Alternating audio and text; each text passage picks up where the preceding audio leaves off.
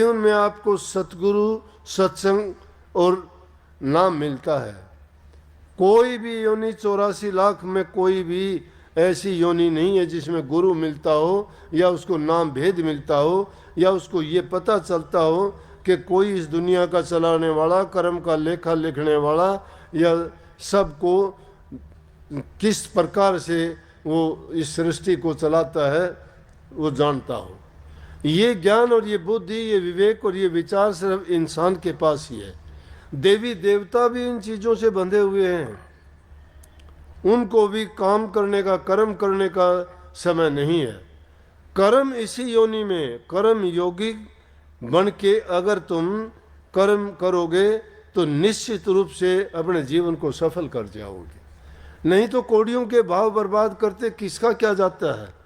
जब इंसान के शरीर में पीड़ा होती है, जब सोचता है कि मैंने गलत किया, मेरा कोई खोटा कर्म, पाप कर्म मेरे आगे आया, लेकिन नेकी अगर करोगे तो तुम्हें दुख और पीड़ा होगा तो भी अपने मन से आप आत्मिक रूप से बड़े शांत होगे और कहोगे मन से कि मैंने किसी का बुरा तो किया नहीं है, बाकी मालिक की मर्जी है, जो उसकी रजा है वो कुछ भी करे।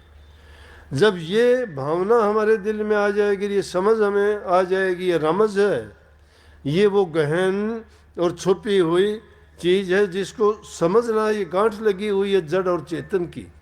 हम चेतन होते हुए जड़ के साथ गांठ बंधे हुए हैं, ज्ञानी होते हुए हम अज्ञान में बह रहे हैं। सब शक्तियों का हमारे पास भंडार होते हुए भी हम असहाय, निर्बल, दुर्बल की तरह से हम इस दुनिया में जीते हैं। दूसरे कीट पतंगों की नकल करके हम खोटे और मंदे कर्मों में पड़ जाते हैं, लेकिन उनका भी कोई टाइम है, उनका भी कोई नियम है, वो भी अपने नियम के अनुसार काम करते हैं। अरे इंसान का तो कोई टाइम नहीं, कोई नियम नहीं, कोई इसका समय ही नहीं है, ये किस काम में किस प्रकार से बह जाता है। कभी काम के मद में, कभी क्रोध के मद में, कभी लोभ और कभी अहंकार के मद में। भाई भाई का गला काटता है, बहन भाई का प्यार, एक दूसरे पर मुकदमे करते हैं। अरे भैया दूज का देखो, ये भैया दूज का त्यौहार हमें ये प्यार तो सिखाता ही है। भाई और बहन जैसा पवित्र रिश्ता कोई नहीं है। और प्यार करना दुनिया में सीखो। जो प्यार करता, भक्ति नाम प्यार का ही है। जो प्यार करना नहीं जानता वो भक्ति नहीं कर सकता। उसके हृदय में ईर्ष्या होगी, द्वेष होगी, निंदा, चुगली, खोटे मंदे, उल्टे सीधे, उसमें दूसरी बुराइयां ही पनपेंगी, क्योंकि वो फसल इन बुराइयों की बोता है। हृदय को पाक साफ और पवित्र बनाने के लिए सद्गुणों की जरूरत है। सद्गुण कैसे होंगे कि धीरे धीरे करके, एक एक करके अपनी निरख परख करते रहो। सत्संगी को चाहिए हर चीज़ की अपनी निरख परख करे कि मुझे किस प्रकार का खाना खाना है, किस प्रकार से मैंने किस संगति में मुझे बैठना है, बुराइयों से मुझे कैसे बचना है और किस प्रकार से मैंने भजन का टाइम निकालना है। मन की एकाग्रता जब हो जाएगी, ये मन ही आदमी को डामाडोल करता है। और मन को साधने के लिए ये है कि मन को जब मन की खुराक नहीं मिलेगी तो पंगु हो जाएगा। मन मरता नहीं है, माया मरी न मन मरा, मर मर गए शरीर। मन और माया कभी नहीं मरते, वो जिंदा रहेंगे। मन और माया कभी नहीं मरते, लेकिन मन को पंगु बना सकते हैं। रहेगा लेकिन उसकी चलेगी नहीं। कैसे नहीं चलेगी? मन कहे कोई काम ना करो। मन तुम्हें अगर किसी बुराई चीज में डालता है उसकी ओर ध्यान ही ना दो। मन तुम्हें अगर किसी काम के लिए कहता है तो उसके बारे में पहले विचार करो, कई बार विचार करो कि इसका परिणाम क्या होगा, इसका नतीजा क्या होगा। धैर्य रख के काम करो। हम अगर जल्दबाजी में कोई फैसला ले लेते हैं तो वो फैसला बिल्कुल गलत हो जाता है। दया, प्रेम जब तुम्हारे हृदय में है, दूसरे के लिए त्याग होना चाहिए। दूसरे को सुख देके ही आपको सुख मिलेगा। और भक्ति का तो सच्चा मार्ग कबीर साहब जैसे महापुरुषों ने क्या कहा कि जो आदमी दया राख धर्म को पाले, जग से रहे उदासी। भक्ति का सच्चा मार्ग समझा दिया कि जिसके हृदय में दया है और जो धर्म का पालना करता है। धर्म की पालना क्या है?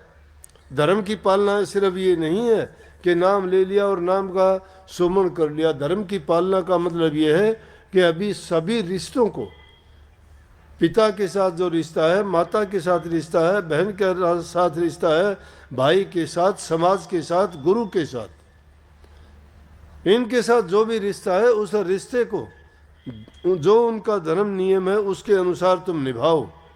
जो उन रिश्तों को तोड़ देता है, पुत्र पिता के साथ रिश्ता तोड़ देता है, माँ के साथ रिश्ता तोड़ देता है, बहन के साथ तोड़ देता है, क्या है वो? इंसान सामाजिक प्राणी है।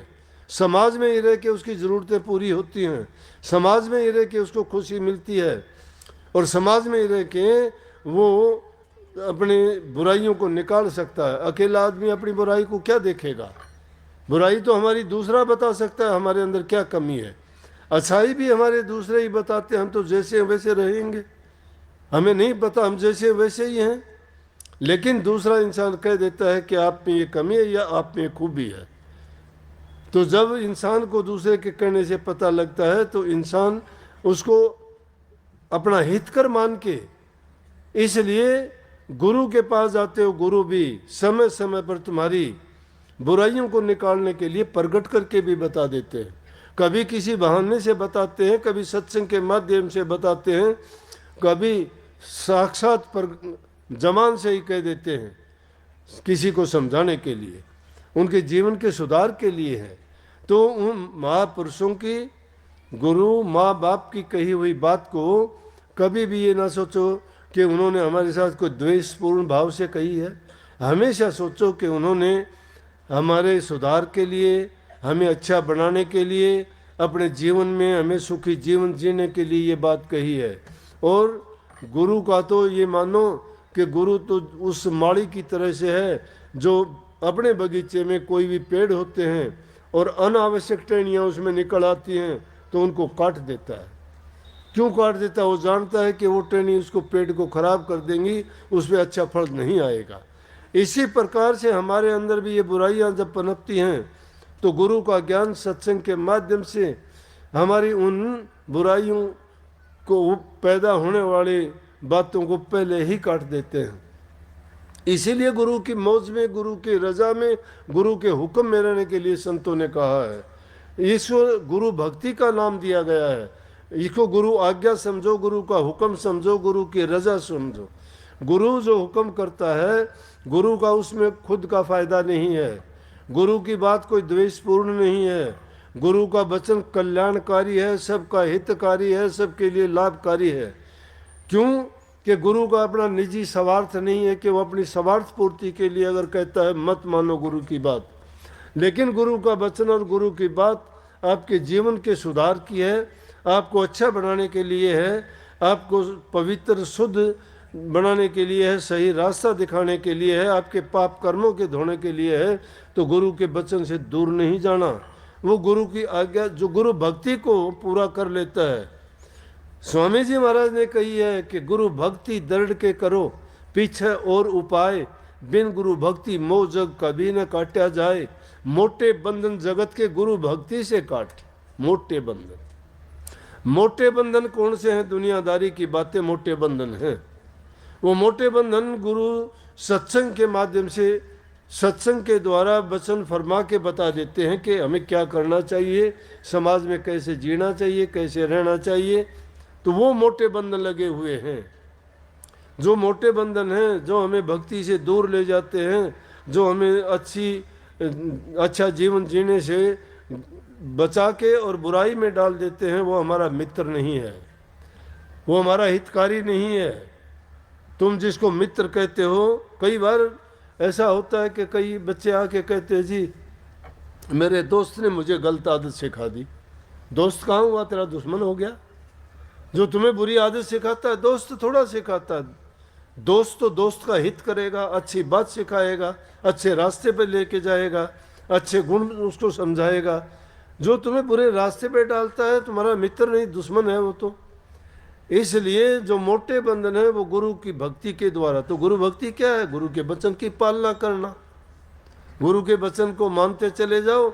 गुरु जो कहता है, मैं कहता हूँ तुम्हें ध्यान अभ्यास अलग करने की जरूरत ही नहीं है। अरे जब पाप कर्म छूट जाएंगे तो रह ही अच्छे कर्म जाएंगे।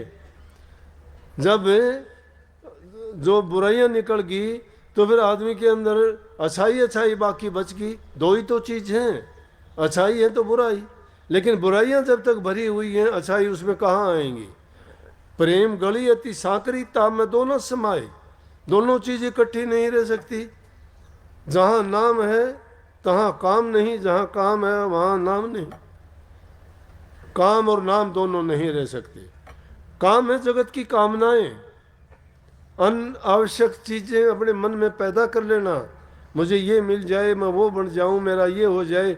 अरे बढ़ने करने से तुम जो इंसान करना चाहे कर सकता है।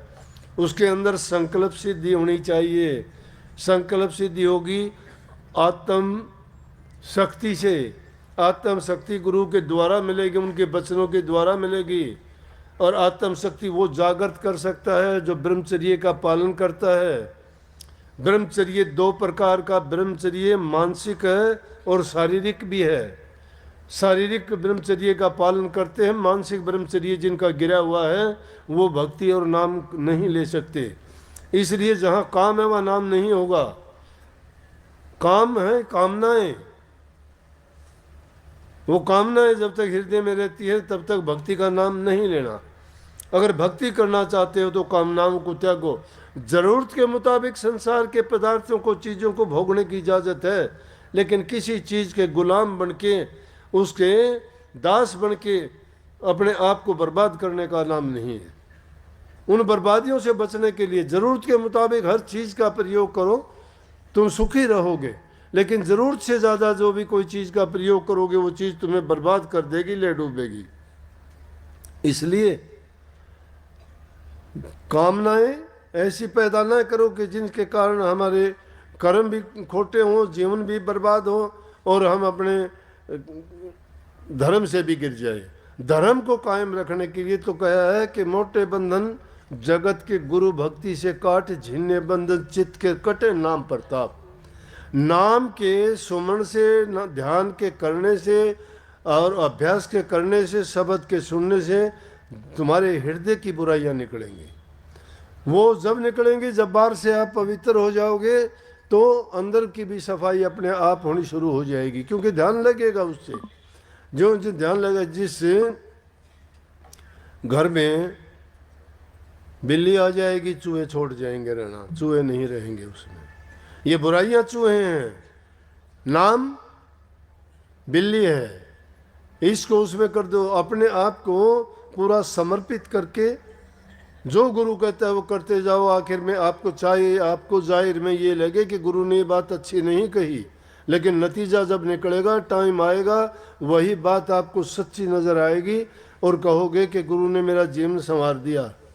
एक छोटी सी बात, अगर कोई इंसान समय पर चेताता नहीं है या उसको अपने स्वार्थ के लिए या अपने किसी लालच के लिए गुरु को, पिता को और माँ को अपने पुत्र की बुराई को प्रगट करके बताने में कभी भी देरी नहीं करनी चाहिए, कभी उसको दबानी नहीं चाहिए। नहीं तो वो ऐसा नासूर बन जाता है कि वो उनको भी बर्बाद कर देगा, उनकी संतान को भी बर्बाद कर देगा। उनमें अगर बुराई है तो शुरू में ही उसको दबा दो, उसको शुरू में ही प्रकट करके कहो। इसीलिए संतों के बारे में जो साधु ऐसा चाहिए, साची कह बना, कह जुड़े कह टूटे, बिन कहे भरम ना जा। या तो वो बनेगा तो पक्का ही बन जाएगा, टूटेगा तो टूट जाओ, 100 बार टूटो। लेकिन इन बात को दबाना नहीं चाहिए, प्रकट करके साफ कह देनी चाहिए। और जिसके बारे में दबाते हैं ना, वो फिर अब थोड़ा माया का प्रकोप ज़्यादा है, लोगों की लालसाएं ज़्यादा बढ़ी हुई हैं, विचलित हो जाते हैं। भक्ति उनके लिए कोई मायने नहीं रखती। जो भक्ति चाहता है वो तो अपने को जब कोई ऐसी बात मिलती है तो अपने का हितकर मानता है कि गुरु ने मेरा बड़ा हित कर दिया। अगर उनको कोई कटु शब्द कह दिया तो सोचता है कि मेरा कोई ना कोई कर्म काट दिया। अगर गुरु की कही बात का वो रोष मान के सोचता है कि गुरु ने तो मेरी बेइज्जती कर दी, वो बेइज्जती की हुई उस टाइम की बहुत अच्छी है। अगर उस टाइम पे वो बात नहीं कही जाए तो बेइज्जती तो उसके बाद में होती है, वो तो कुछ नहीं। क्योंकि गुरु नहीं चाहता कि उसके शिष्य में कोई इस प्रकार की बुराई पनपे। नहीं तो गुरु का नाम भी डबो देगा, धर्म का नाम भी डबो देगा। उनको जिंदा रखने के लिए उसको सच्चाई का ही रास्ता बताना चाहिए और कभी भी उसकी गलत बात को दबाना नहीं चाहिए। अगर वो दबाते हैं तो उस शिष्य को बिगाड़ता है, संवारता नहीं है। इसलिए गुरु को चाहिए कि उनके सामने सच प्रकट करके कहे। भक्ति करते हो, नाम आपको मिला है, एकाग्र चित्त होके कुछ समय के लिए जब तुम नाम के सुमरण के लिए बैठते हो, मत किसी चीज़ को याद किया करो।